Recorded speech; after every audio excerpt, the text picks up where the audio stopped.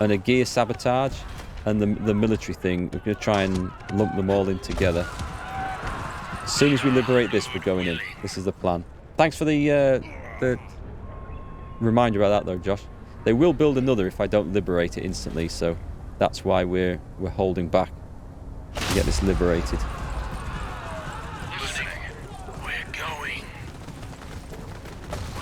Come on. Come on, don't die. We've nearly got this. We've nearly got it. Come on. Come on. Nice, it's gone. Right, let's go. Let's do a gear sabotage in here.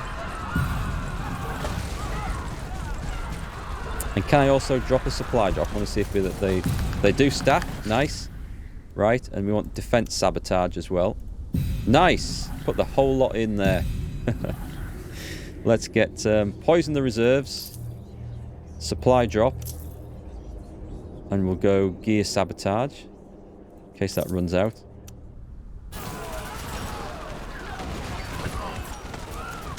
Wow. Okay, the game's dying. I don't think it'll be a power issue on my computer. Should we kill all their units? Let's kill all their units and then lay waste to this place. This is the way to do it, clearly. I've not been paying attention to anything else. Oh, there's a vote. I should probably have a look at the vote. Dune governorship. Well, will I destroy their castle before this ends the game? We'll see. Imperial propaganda for authority. Industrial regulations. We allow the training. I can't vote for this, can I? I'm going to vote for House Atreides. And let's put all my support into there. Because I don't want the Harkonnen to suddenly get any nasty reinforcements.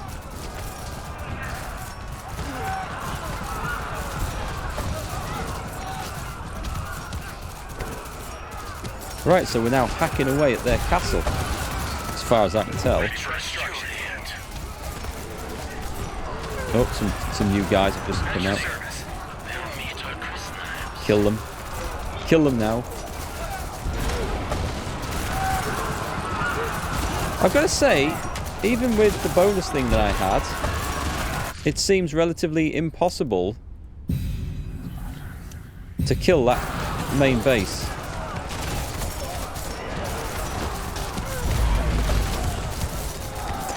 I mean, we're hacking away at it with Chris knives, so maybe we should have... It's not taking any damage, as far as I can tell. Am I doing it wrong? Just a minute, I've just had a sudden thought. Skirmishers. Demolition team. Range attacks deal area damaged. Range attacks have 30% chance to destroy armor. Explosive charges. So it's just extra damage against armored enemies. I thought it might be something against structures and buildings, but it doesn't appear to be. Wow, okay. Is there anything new I can build in my own base? Not that I think we'll get it done before the time runs out. No, that's full anyway. And we didn't get that one. So to get the complete district with 2 military buildings, it would have to have been a 2-slotter. To give me 2 power. See, that's a bit of a shame because we've completed a 3-slotter, but that's technically got 2 military buildings as well, but maybe it needs rewording. I think I should get that. I do. I think I should be greedy and get that. Alright, catch you later, Tiger Faust. So I've got half the army running around killing Harkonnens. Harkonnen, I should probably call them. And the other half not even making a dent in this. Victory! The Landsraad recognize you as the official governor of Dune.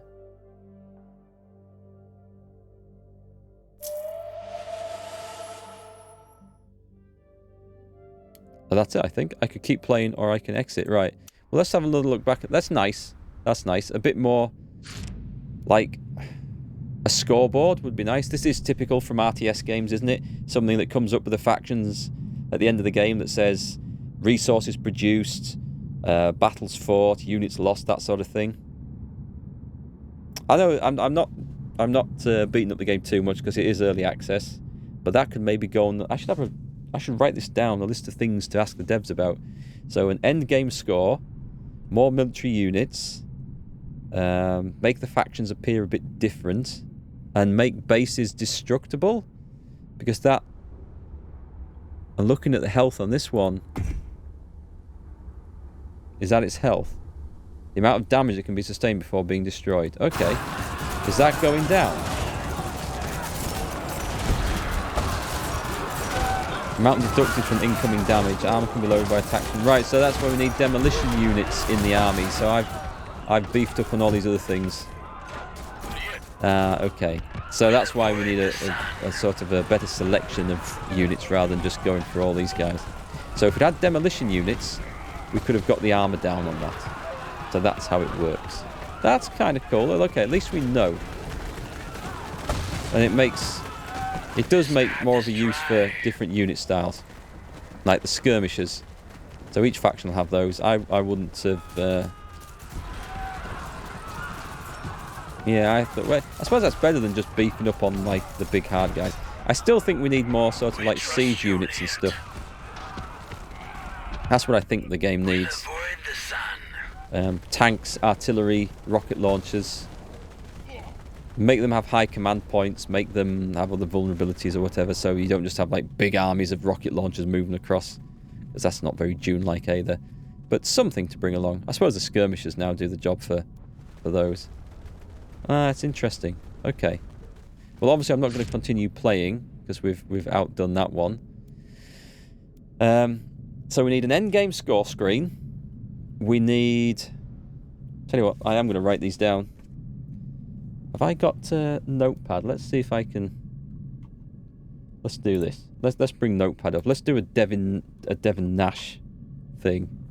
Bring notepad up on the screen. Need a few asteroids to drop on them? Yeah, that would work too. So we need an endgame score screen. We need more units, don't we? Siege, tanks, launchers, that sort of thing. Would be nice, I think. Or something like that. Some anti-aircraft stuff to shoot down those ornithopters might be nice. But that's maybe outside of the scope of what they want to do with the ornithopters. What else did I say we needed?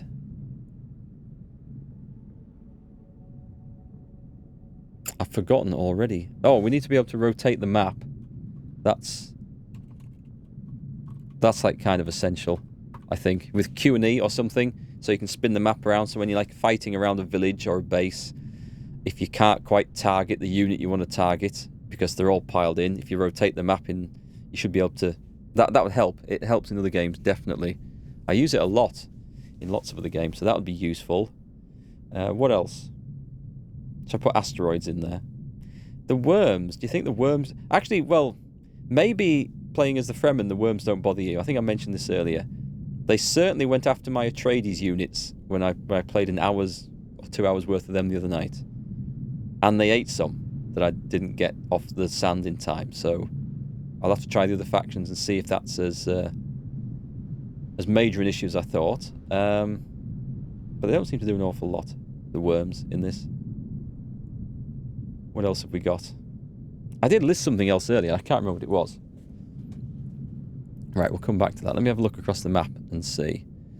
A bit more variation between the factions. Yes, let's add that in. Faction variation. Oh, and less... I'm just going to call it bean counting. I mean, it got better towards the end of the game there when I had, like, ridiculous resources. But for so much of it, you spend all the time just managing the expenses and worrying about the upkeep of everything, rather than actually just enjoying the game and expanding and fighting. And the accounting side of it, early on, seems a bit much, and then later on it seems like I can do whatever I want, although I am starting to run short of plascrete upcreep there, so I don't know about that. AI need to be more aggressive, but I'll test that and play at a harder difficulty level. So we'll just put AI. How do you spell aggression? It is 2 G's, isn't it?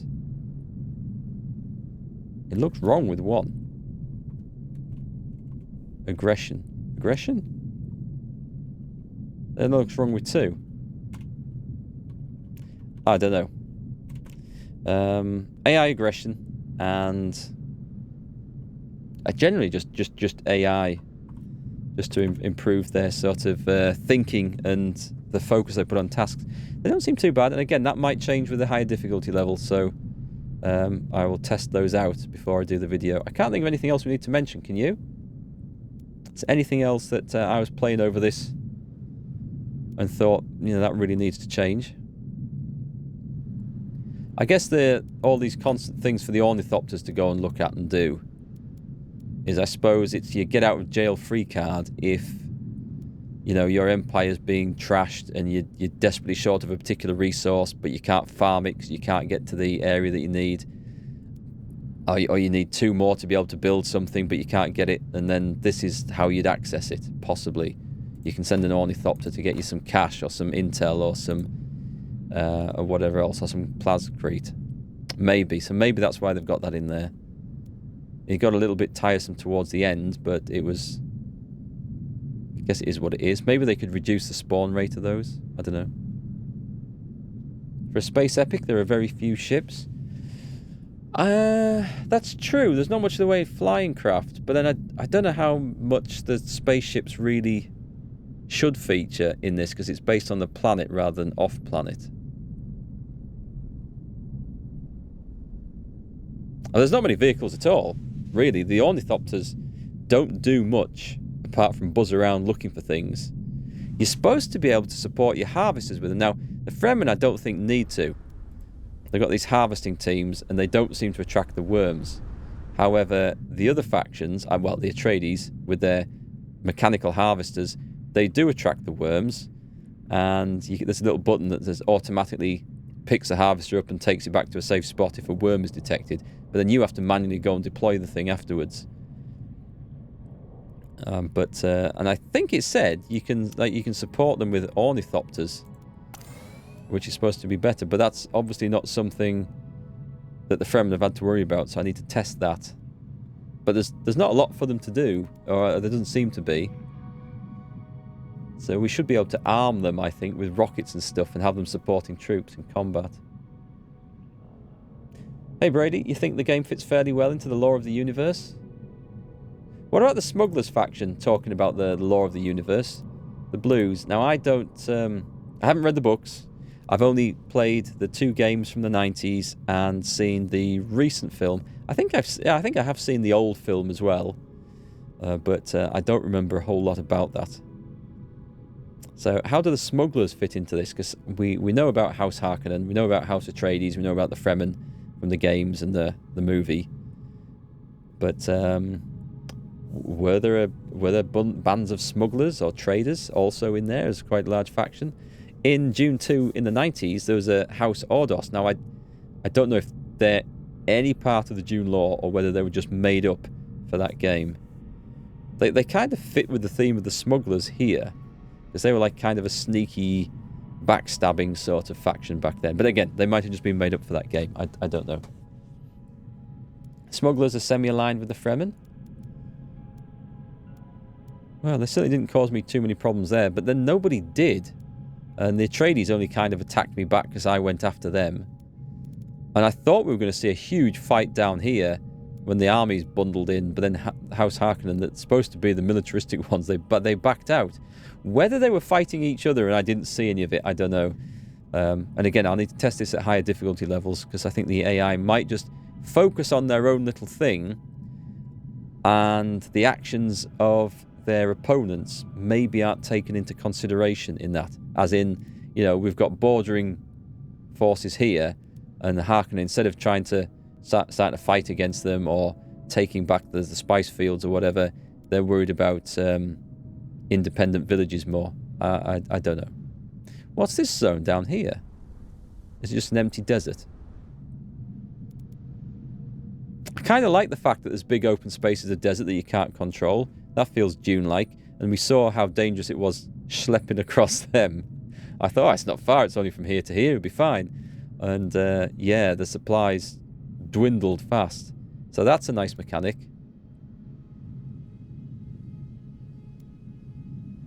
I think I'd like it that they maybe reduce the amount of upkeep of buildings in the early stage of the game. They could put some modifier in that the upkeep of buildings increases depending on the number of villages you could control. So, and it could be like a percentage perhaps. So as your empire gets bigger, the upkeep cost of it is just more. You can put it down to corruption in the system or something, of resources going missing, or anything you want. It would basically mean you could get more fighting and action and expansion done early on with less of the counting the resources and desperately trying to keep the upkeep ticking over. Hey up, what happened here? Was a rebellion over here? What happened to my place over here? I wonder if that's why my cash dropped and this dropped a bit. I never noticed that going off, but not that it matters. Yeah, I prefer you be able to do more of the action early on and less of the bean counting, and be able to get into the game and expand and fight and stuff. It just feels a little bit too slow, in my opinion, but we'll see what they do. It's early access. That might get changed, and we'd like to see more. Have I put this on the list? I got more units. Let's put them to... I'd like to see them expand combat a little bit. Add something extra into it. Or just enhance it, or something. Do something a bit more with it. So that we get maybe the extra units, we get the variation between the factions, so the fighting looks and feels different rather than each faction having a similar sort of lineup of units. And then if we can have something else, a rock, paper, scissors type thing maybe, I don't know. We'll see. It's not bad. There's some good elements to it, certainly. It's a little bit steady. Just a bit steady, I think, and needs a bit more spice is what it needs. Anyway, cheers for the drink, Indigo. Thank you very much. And with that, I think I'll leave my opinions on it there. What have we got? We've gone for nearly 3 hours.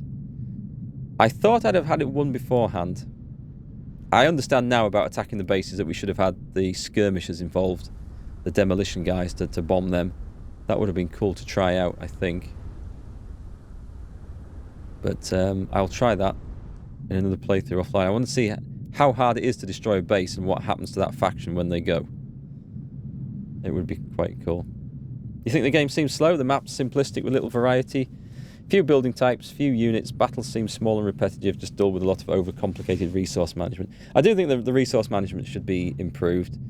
And as we've mentioned the unit types. Building types. There are quite a lot of building types, but a lot of them I haven't bothered building.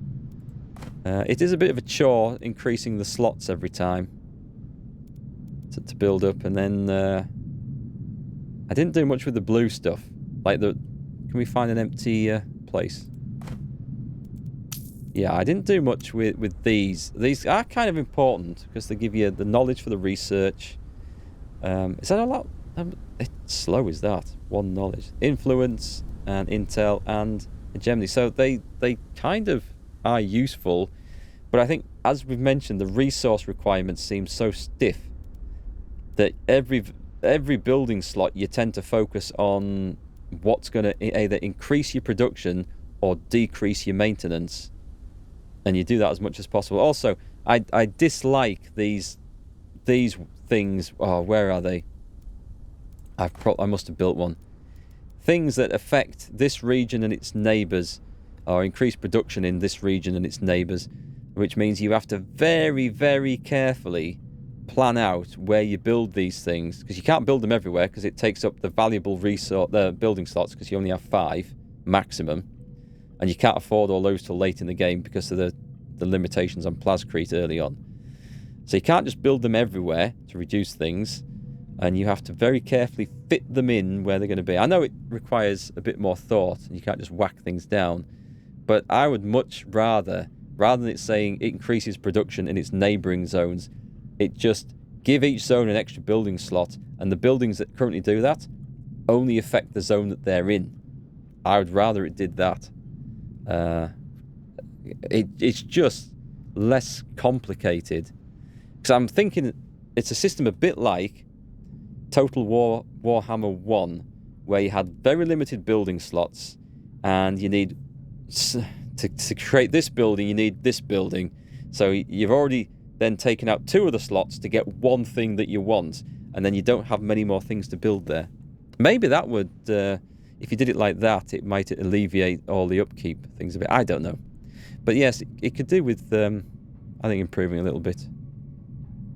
At the moment, it's too much worry about where you're building stuff and managing all those upkeep costs, I think, to really enjoy the thing. It's called Spice Wars, and I want to see more of the war aspect of it. That's what I'd like. I want it to play a bit more like Dune 2, which, if I go back and look at it now, it's going to look dated. But in there, you had like a greater variety of troops and units, tanks and things, missiles launched from the base, all sorts of stuff. You had worms that they would eat anything. You could see them moving across the map. You saw the worm sign coming, and you desperately tried to get your troops into rocky grounds to avoid it.